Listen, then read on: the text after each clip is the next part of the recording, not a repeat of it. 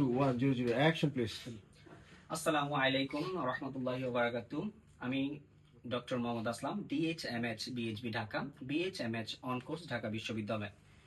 বর্তমানে বিশ্বনন্দিত ক্যান্সার চিকিৎসক অধ্যক্ষ ডক্টর এস এম সারওয়ার স্যারের চেম্বার গণস্বাস্থ্য হোমিওতে এজ এ ক্যান্সার চিকিৎসক হিসাবে নিয়োজিত আছি। আজকে আমরা আল্লাহর রহমতে চলে যাব সরাসরি একটা রোগীর কাছে, যে রোগীটা প্রোস্টেটিক ক্যান্সারে আক্রান্ত হয়ে চিকিৎসারত অবস্থায়, মানে ক্যান্সারে আক্রান্ত হয়ে চিকিৎসার জন্য আমাদের এখানে আসেন। আল্লাহর রহমতে আমাদের এখান থেকে চিকিৎসা নিয়েছেন, নিয়ে বর্তমানে রোগীটা সম্পূর্ণরূপে সুস্থ আছে। তারই হিস্টোরিটা, তারই গল্পটা আজকে আমরা শুনবো। চলুন চলে যাই আমরা সরাসরি রোগীর কাছে। আসসালামু আলাইকুম। বাজান, কেমন আছেন আপনি? আলহামদুলিল্লাহ। বাজান, আপনার নাম কি? আমার নাম মোহাম্মদ আলমগীর হোসেন। মোহাম্মদ আলমগীর হোসেন। আপনার বাবার নাম? মুজিবুল হক। মুজিবুল হক। আপনার মায়ের নাম? ফাতেমা বেগম। ফাতেমা বেগম। আপনার বাসা কোথায় বাজান? আমাদের বাড়ি মাতুয়াল। মাতুয়ালে কি আপনারা স্থানীয়? না, স্থানীয় না, আমার বাইরে এখন বাড়ি করছে। মাতুয়ালে এসে বাড়ি করছেন? মাতুয়াল কোন কোন এলাকাতে, বা কিভাবে আমরা আপনাকে চিনতে পারি? মাতুয়াল দক্ষিণ পাড়া মুসলিমনগর।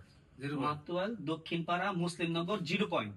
ওইখানে গিয়ে কি বললে আপনাকে চেনা যাবে? আপনার আমার নাম বললেই হবে। আলমগীর সাহেবের বাসা কোথায়? আলমগীর সাহেবের বাসা কোথায়?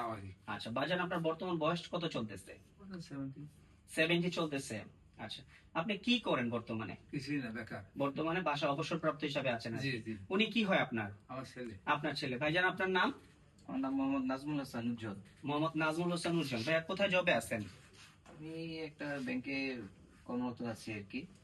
একটা ব্যাংক, বেসরকারি ব্যাংকে। বেসরকারি ব্যাংকে কর্মরত আছে। আচ্ছা, তো আপনার বাবার বিষয়ে আমার মনে হয় আপনি খুব ভালো কথা বলতে পারবেন। আপনার বাবার বিষয়টাতে, উনি বয়স্ক মানুষ, আমি এতটা না করি, আমি আপনার সাথে সরাসরি কথা বলতেছি। আপনার বাবা সর্বপ্রথম কি সমস্যা হয়েছিল ভাই?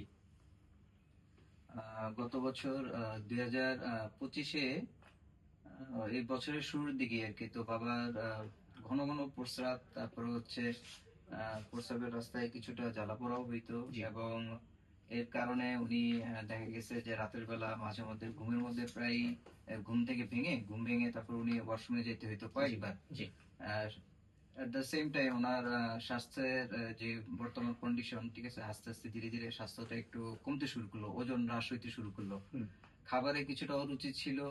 তো এই বিভিন্ন ধরনের জটিলতা দেখি আমরা। তো উনি যেহেতু ডায়াবেটিস, অনেক আগে থেকে ডায়াবেটিস ছিল না, তো আমরা একটা পর্যায়ে যে সিদ্ধান্ত নিলাম বাসার সবাই, যে আমরা বাংলাদেশের যে বারডেমের হসপিটাল আছে, তো ওখানে যে আমরা যে নিয়মিত যে চিকিৎসাগুলো করাই বা যেখানে পরীক্ষা নিরীক্ষা করে, ওখানে একজন বিশেষজ্ঞ চিকিৎসকের শরণাপন্ন হবো আর কি। তো আমরা সেখানে বিশেষজ্ঞ চিকিৎসকের শরণাপন্ন হয়ে, তো উনি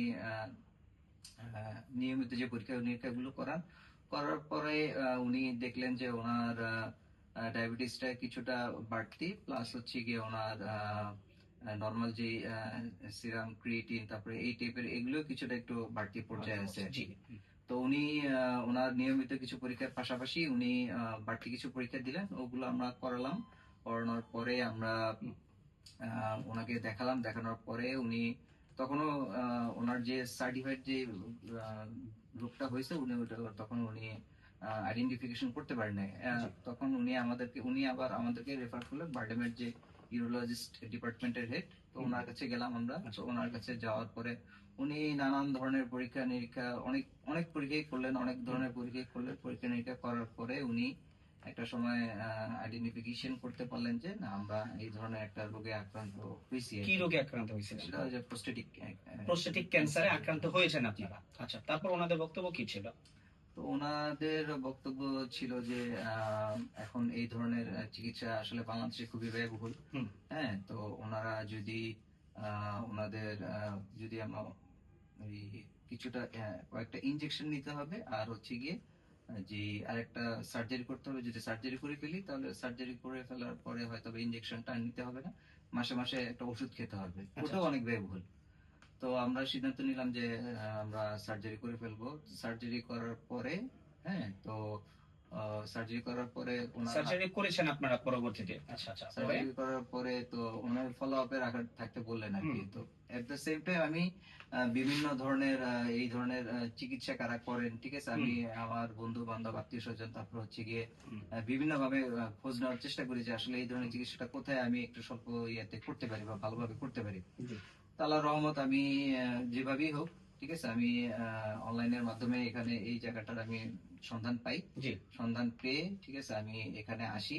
এখানে এসে আমি গত 6-7 মাস ধরে আমি চিকিৎসা নিচ্ছি। বর্তমানে চিকিৎসা নেওয়ার পরে আমি বর্তমান যে একদম লেটেস্ট যে রিপোর্ট, এই রিপোর্ট অনুযায়ী দেখতেছি যে আল্লাহর রহমতে আমার বাবা এখন মোটামুটি আলহামদুলিল্লাহ অনেক সুস্থ আছেন আর কি। সম্পূর্ণরূপে সুস্থ আছেন আল্লাহর রহমতে। আচ্ছা, আমরা ওনার গত বছর মার্চ মাসের 16 তারিখ 2025 সাল, এটা আমরা দ্য বারডেম জেনারেল হসপিটালের একটা রিপোর্ট, যেখান থেকে ওনার প্রোস্টেটিক সি এর যে রেজাল্ট ছিল এবং প্রোস্টেটিক সি এর ক্যান্সারের যে প্রবলেমগুলো ছিল তার একটা সামারি ওনারা এখানে করে দিছে যে কি কি অবস্থাতে আছে।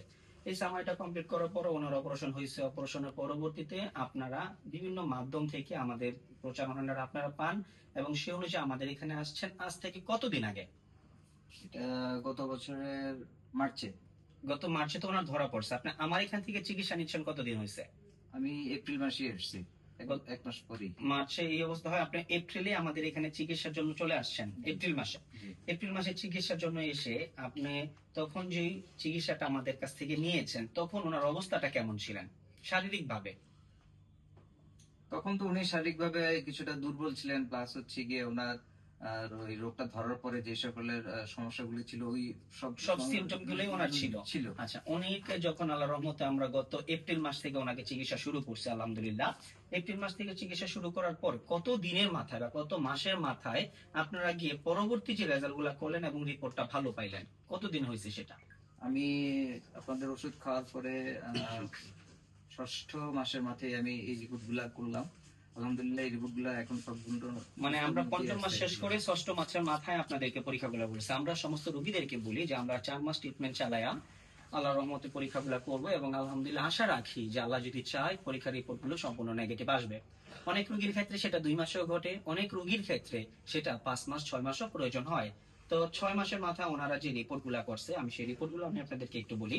রিপোর্ট গুলাতে আলহামদুলিল্লাহ আল্লাহর রহমতে উনি বর্তমানে সম্পূর্ণরূপে ওনার যে ক্যান্সারিয়াস প্রবলেমটা ছিল সেই প্রবলেমটা এখন বর্তমানে নাই।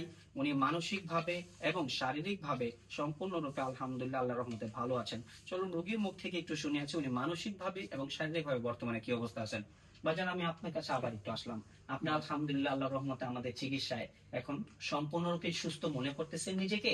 আলহামদুলিল্লাহ, আল্লাহর রহমত। সম্পূর্ণরূপে আল্লাহর রহমতে সুস্থ মনে করছেন? আপনার বর্তমানে শারীরিক বা মানসিক কোনো সমস্যা আছে কি? না, এখন আলহামদুলিল্লাহ কোনো সমস্যা নেই, সব দিকটা ভালো। জি। ঘুম, খাওয়া দাওয়া যা আছে সব